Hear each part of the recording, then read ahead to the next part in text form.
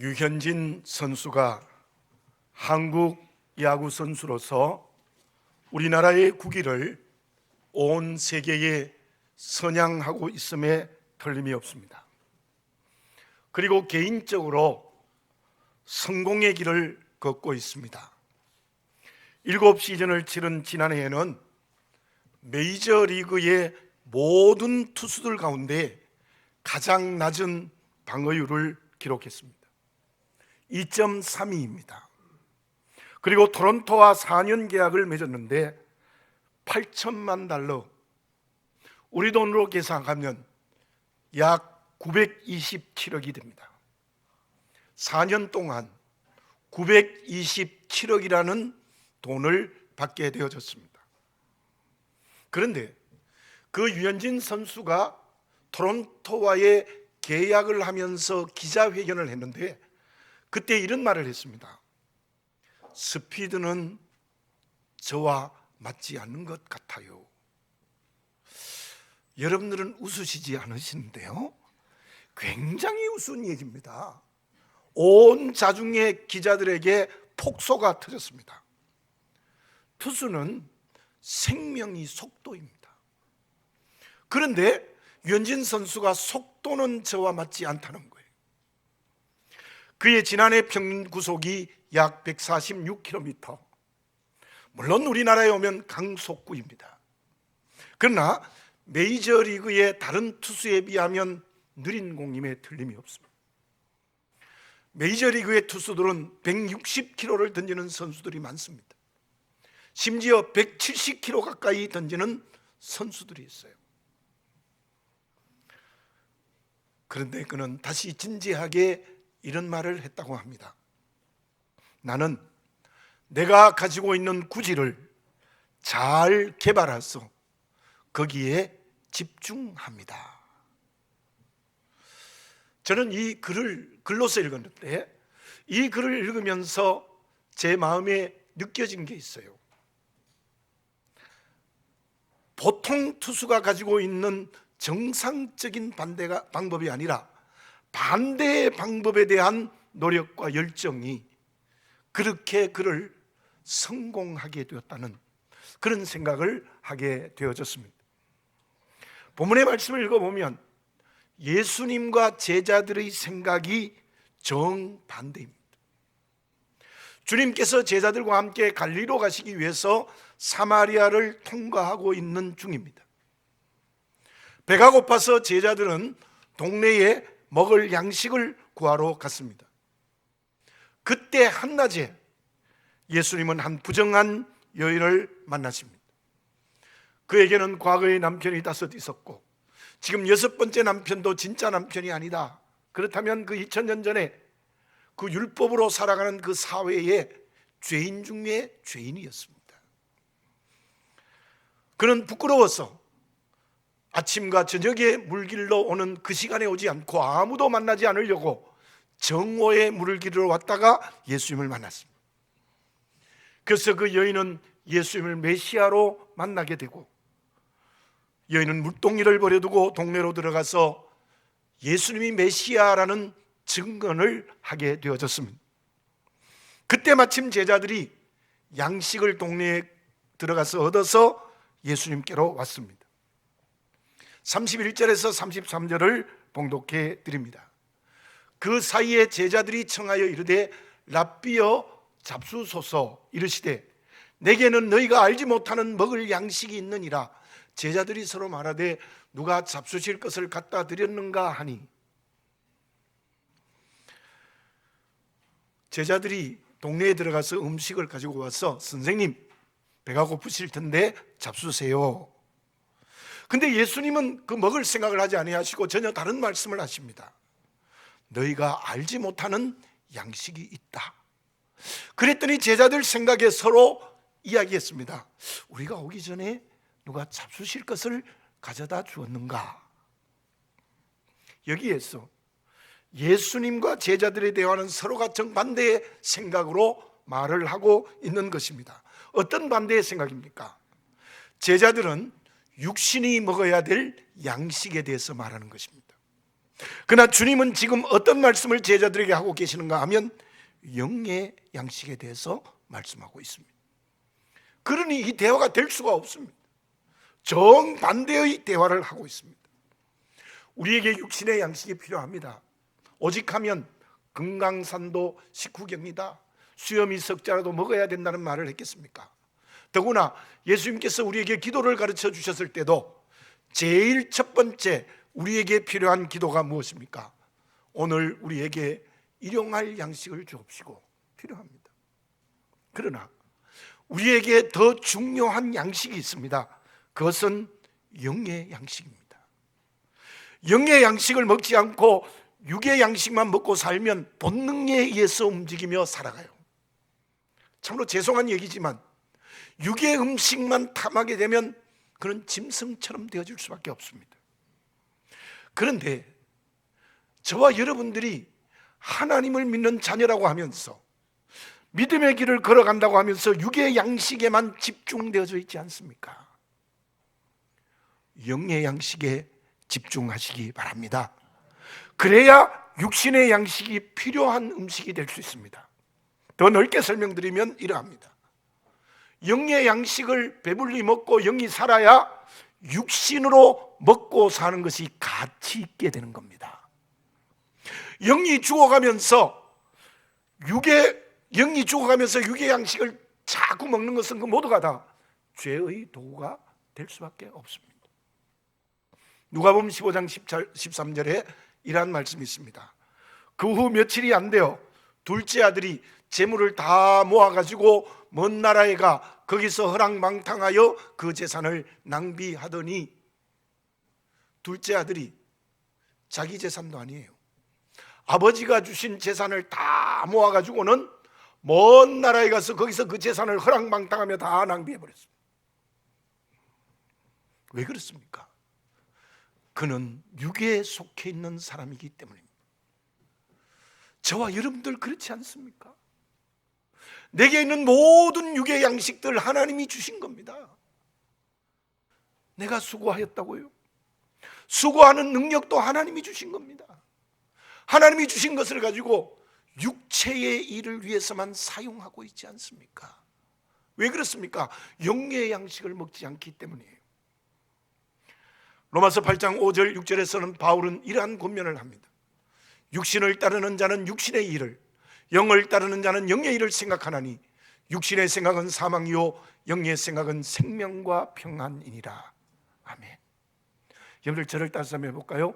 육신의 생각은 사망이요 영의 생각은 생명과 평안이니라.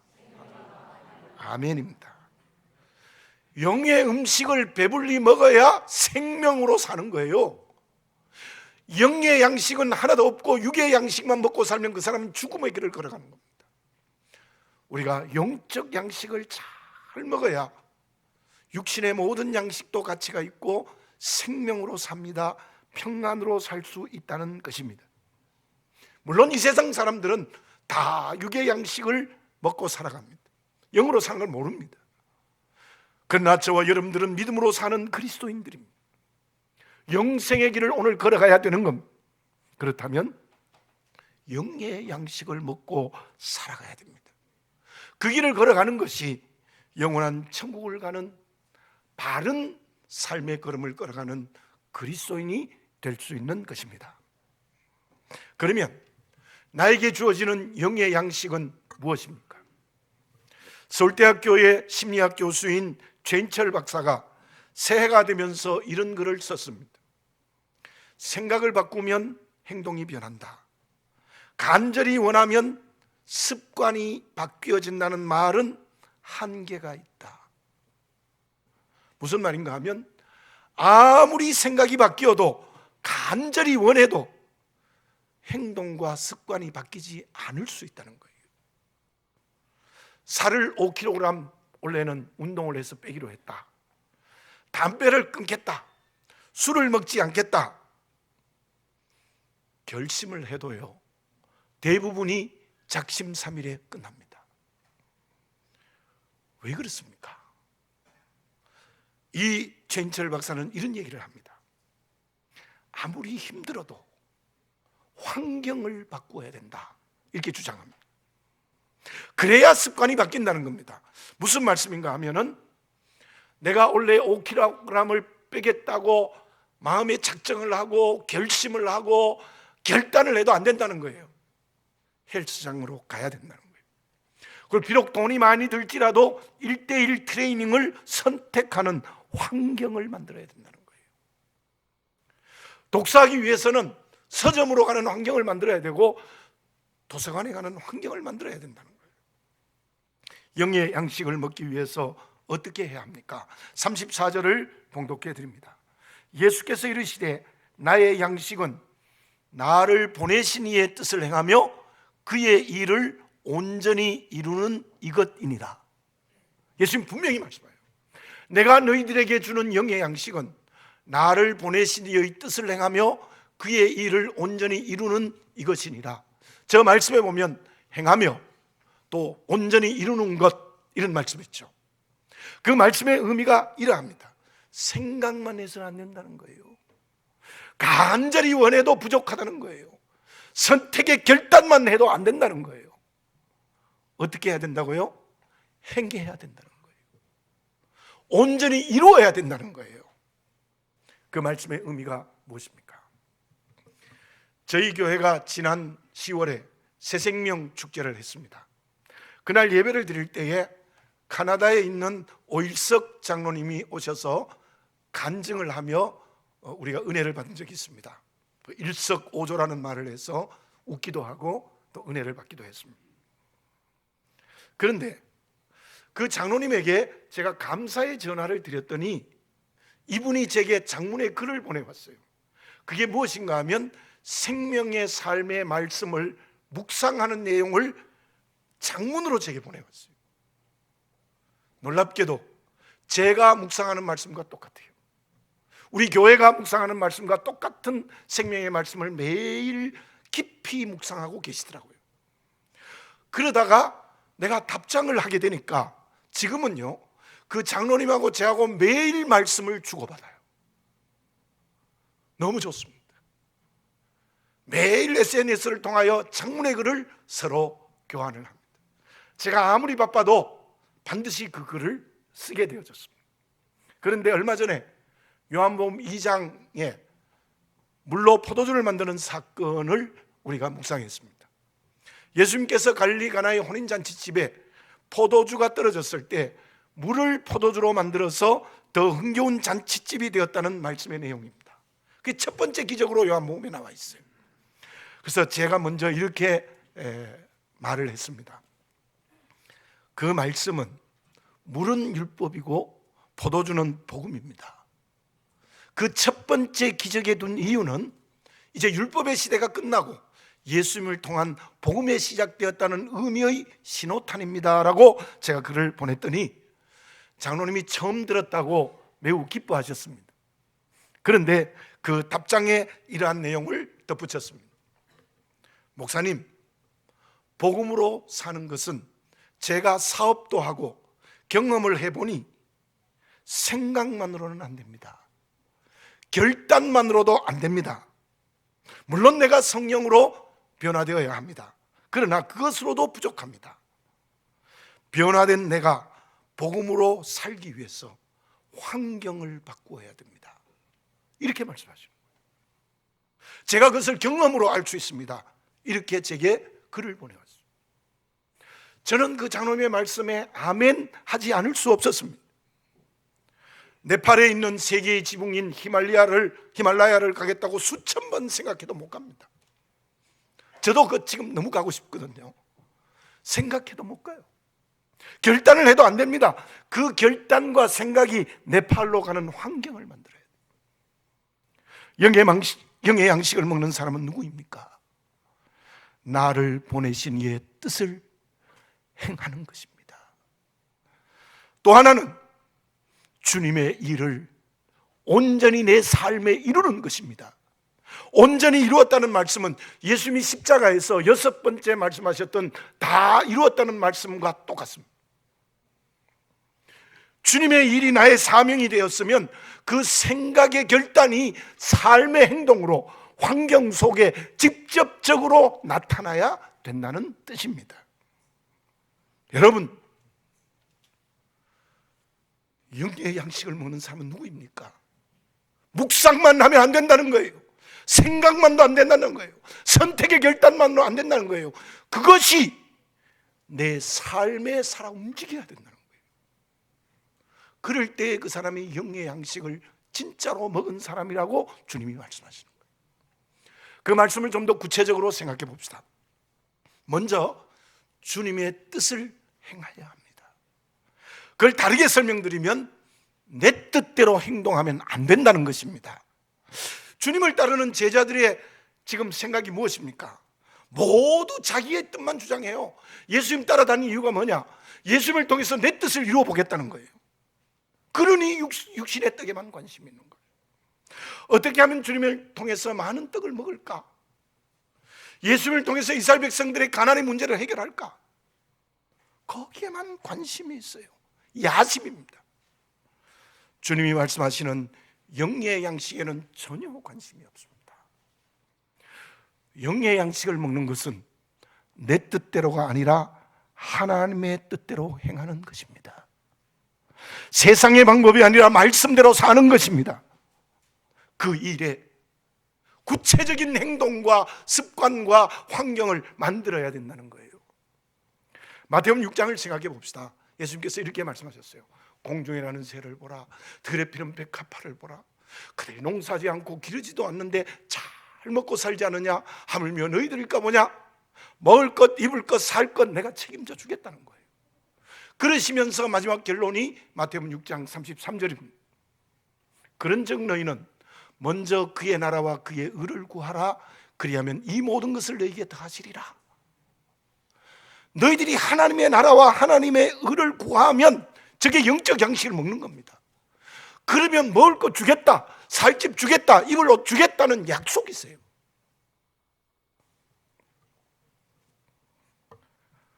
저와 여러분, 과연 내 삶에 하나님의 뜻이 이루어지고 있습니까? 기도를 드릴 때도 내 뜻을 예수님을 통해서 관철하려는 잘못된 모습은 없습니까? 여러분, 내 뜻을 버리고 하나님의 뜻을 내 인격 속에 삶에서 실천되어질 때 그 사람이 진정 주님이 주시는 영의 양식을 먹는 그리스도인인 줄 믿습니다. 그 사람이 진짜로 육신의 모든 것이 가치가 있습니다. 먹는 양식도 가치가 있고, 그리고 모든 삶이 가치가 있게 되는 거예요. 둘째로 하나님의 일을 온전히 이루는 것입니다.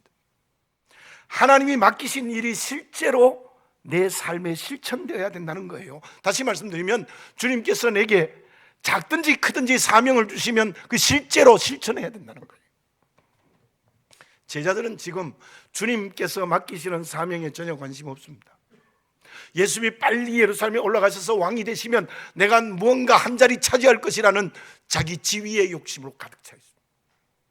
그 사람이 육신의 양식을 먹는 사람. 나는 어떻습니까? 물론 주님께서 지위를 축복으로 주십니다. 왜 그 복을 주십니까? 그 지위를 통하여 하나님이 맡기신 사명을 감당하라는 거예요. 본문 앞의 사마리아 여인의 사건은 제자들에게 가르치시는 실제 교과서입니다. 그 여인이 주님을 구원의 주로 만나고 어떻게 했습니까? 앞에서 말씀드린 것처럼 요한복음 4장 28절 29절에 이러한 말씀이 있습니다. 여자가 물동이를 버려두고 동네로 들어가서 사람들에게 이르되 내가 행한 모든 일을 내게 말한 사람을 와서 보라, 이는 그리스도가 아니냐 하니, 부끄러워서 사람도 못 만나던 사람이 물동이를 내동댕이 치고 동네 속으로 뛰어들어가서 그들에게 내가 그리스도를 만났다, 예수님이 그리스도라, 이렇게 증거하는 사명을 감당하는 역사가 일어났습니다. 왜 그래요? 영의 양식을 먹었거든요. 주님은 제자들에게 그렇게 내가 너희들에게 맡긴 사명의 길을 가라고 부탁하는 거예요. 본문은 우리에게 주님이 가르치시는 교과서입니다. 나의 양식은 주님의 이름을 증거하는 믿음의 모범과 실제적 행동입니다. 그 사람이 주님이 주시는 영의 양식을 먹고 사는 살아있는 그리스도입니다. 마태복음 4장 4절 하반절에 이러한 말씀이 있습니다.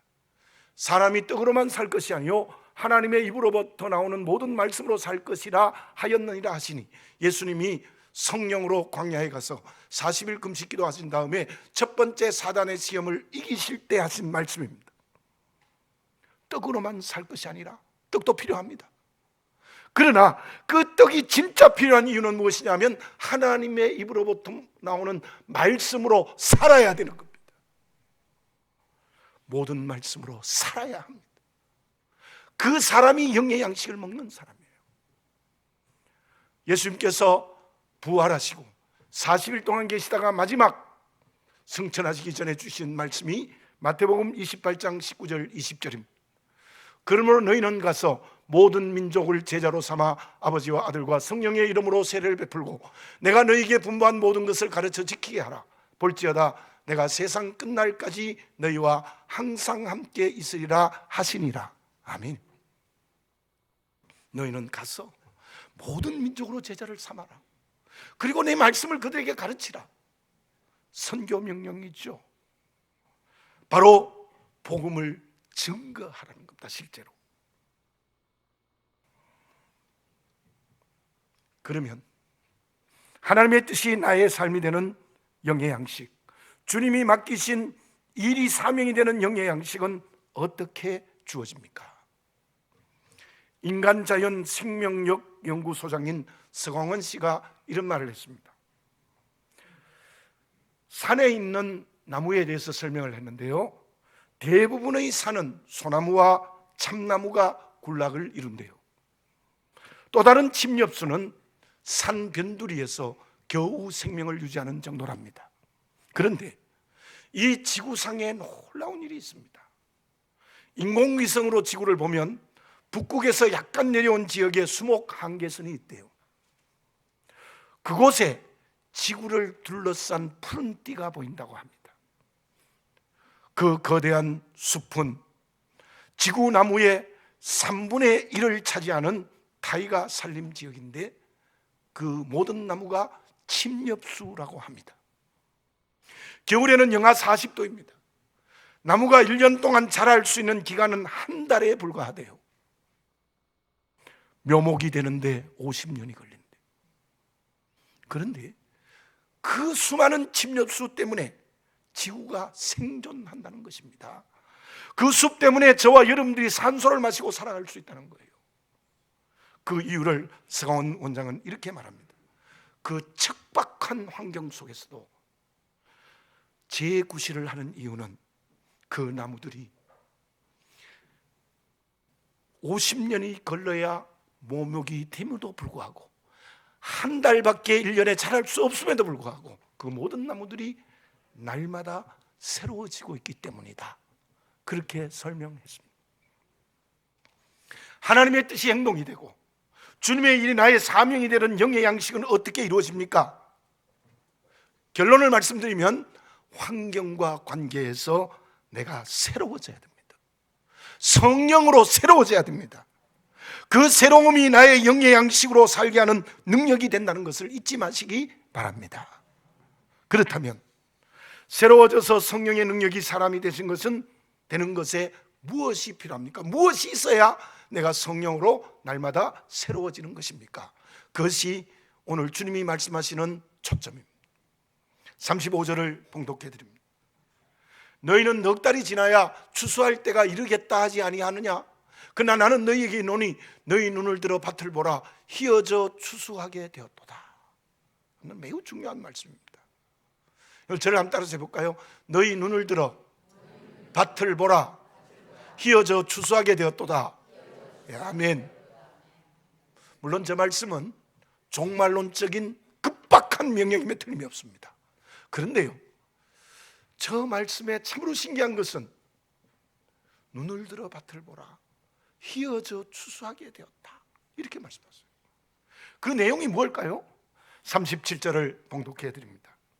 그런즉 한 사람이 심고 다른 사람이 거둔다 하는 말이 옳도다. 저는 처음에 저 말씀의 뜻이 뭔지 잘 몰랐어요. 주석을 봐도 잘 이해가 안 돼요. 그러나 깊이 저 말씀을 묵상하면서 제게 은혜로 다가왔습니다. 매우 독특한 말씀입니다. 보통 성경 말씀을 읽어보면 씨는 우리가 뿌리고 열매는 성령이 거둡니다. 우리 전도 폭발할 때도 늘 가르쳤죠. 우리가 가서 전도만 하면 된다. 씨를 뿌린 우리가 뿌린다는 거예요.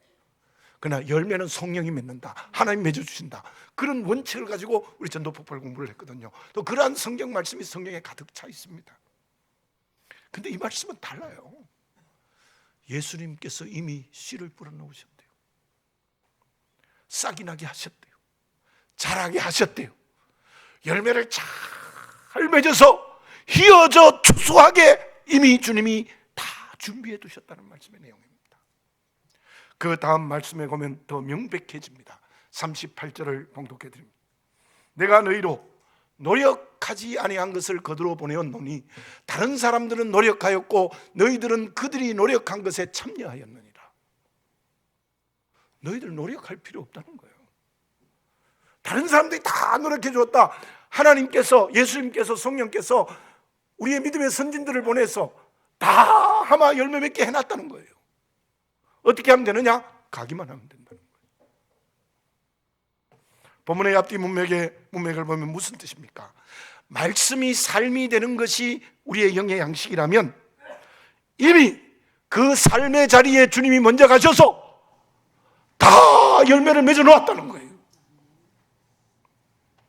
우리는 그냥 말씀대로 살기만 하면 된대요.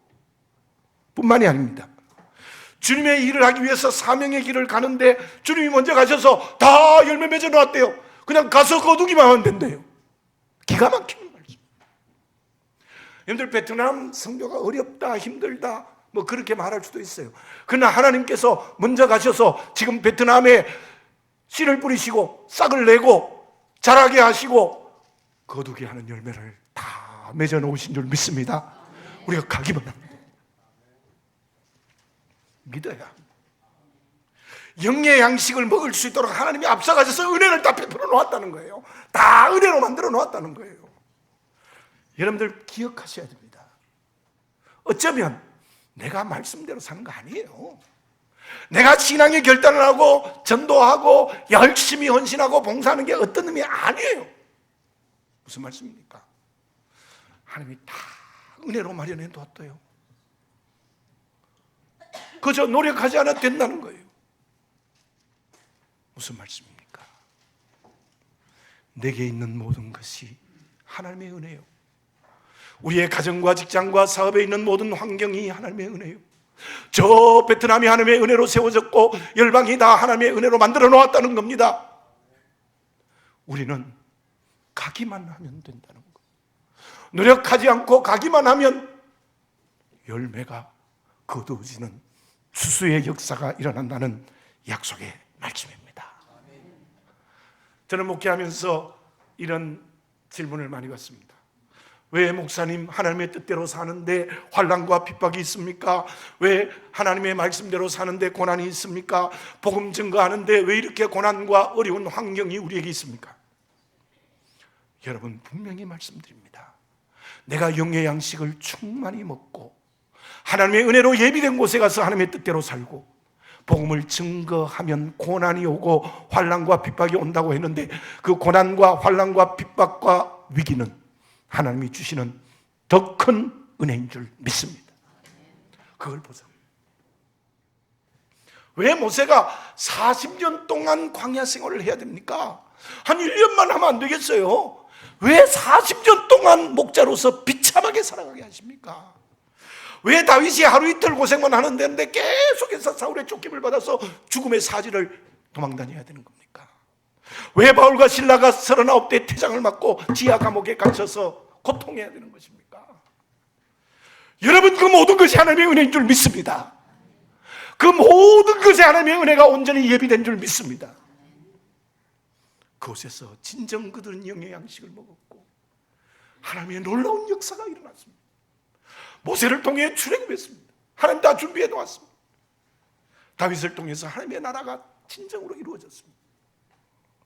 바울과 실라를 통하여 빌립보 교회가 세워지는 역사가 일어났습니다. 가서 거두기만 하면 되는 거예요. 모세도 애국에 가서 거두기만 하면 돼요. 다윗도 그냥 거두기만 하면 돼요. 그리고 바울과 실라도 거두기만 하면 되는 겁니다. 여러분, 여기에서 우리가 깨달아야 될 게 있습니다. 내가 자랑할 게 아무것도 없어요. 착각하지 마세요. 남보다 뭐 좀 더 많이 가졌다, 좀 더 배웠다, 좀 더 높이 올라갔다, 아무것도 아닙니다. 또 돌이키재기도 아닙니다. 오직 하나님의 은혜인 줄 믿으시기 바랍니다. 저와 여러분들이 주님의 십자가의 은혜로 구원받아 죄와 죽음에서 자유했다면 자녀된 우리에게 영의 양식 하나님께서 계속해서 은혜로 공급해 주시는 것입니다. 주님께서 사마리아 여인에게 말씀하신 것 다시 한번 생각해 봅시다. 왜 사마리아 여인이 거꾸로 지고 동네에 들어가서 메시아로 고백했는가? 요한복음 4장 13절 14절입니다. 예수께서 대답하여 이르시되 이 물을 마시는 자마다 다시 목마르려니와 내가 주는 물을 마시는 자는 영원히 목마르지 아니하리니 내가 주는 물은 그 속에서 영생하도록 솟아나는 샘물이 되리라.